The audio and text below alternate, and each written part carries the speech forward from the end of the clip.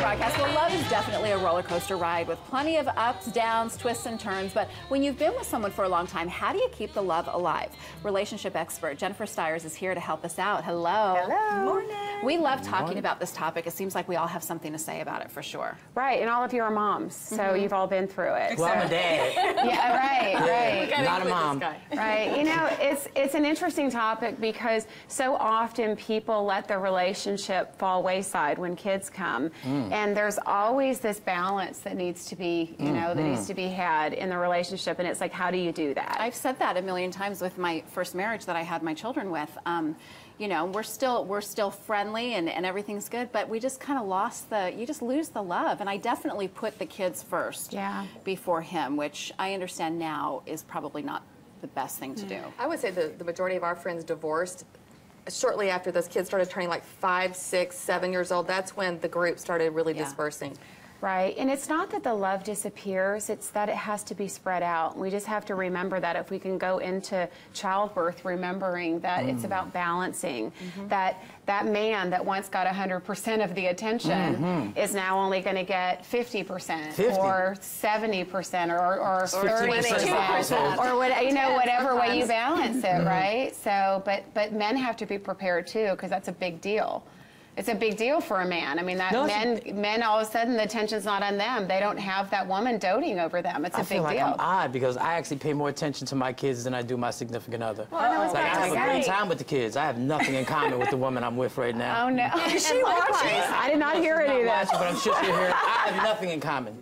I just don't, I can't relate to the conversations. And Please tell me you're going to say, but it's the old opposites attract thing. No, it's not, no. I'm miserable. No, I love my kids. Like, this is a whole nother session over here. Like, we got, I was not.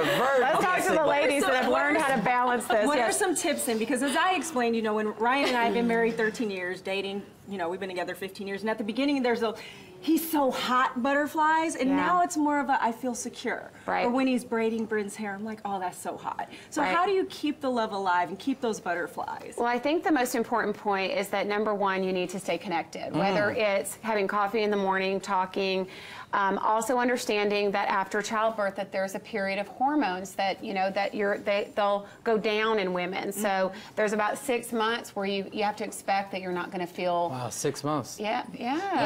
My kids are 7. I know. After a while, there's no excuse anymore. Can we just say what you mean? I think is what you mean. Like the sex kind of goes away a little bit after you have kids. And don't expect it. Yeah, and there's a balancing out. And she's tired, and there's babies up all night, and she's feeding, and there's a new relationship that needs to be built. Like you said, like now dad sees mom as, or wife as maternal, as mom, and so there's a whole nother relationship that needs to be built. But I need to say this as a relationship coach. The one thing we need to bring in for relationships, to any relationship, is love. And when we bring kids into the world, what do we need to? We're trying to teach them all about life, right? The most important thing we need to teach them is about love and relationships. Yes. So it's so important that our kids see us loving each other. Yes. Right? Setting the example. Setting the example. They're watching. If we don't show them love, affection, touch, cuddling, all those things, they don't know what it is. And they watch mom and dad. They do. You're their teachers. And the cycle continues. So Ryan's parents weren't very affectionate at all. And there was a time when we were dating, he would not even sit next to me on a couch because it was too close. And boy, did we have to get over that. It's an enormous thing for people to understand. Put your relationship first. Everything else comes from that. So your kids need to see love.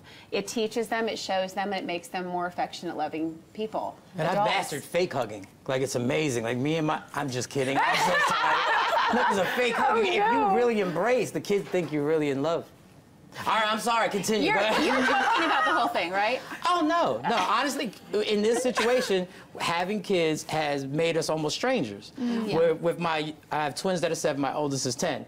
With the twins, it was funny, we were so into the kids, obviously we love them, that after a few years, when the kids went with their grandparents, it was almost like we forgot what we even know each other. We didn't even know what to talk about. All got to rebuild. I think that's more common than people realize. I think it happens all the time when you bring kids into the family. And what you worry about is after that goes on for a really long period, sometimes people grow apart and they start having different lives, and that's where we see divorce come in. So the lesson is unfortunately. reconnect, put your Stay relationship connected, first. relationship, love first, your marriage first, and that's what your kids need. Either that, practice fake hugging. I mean, so Thank you for that reminder. That's good. Don't listen to Michael. don't listen to me.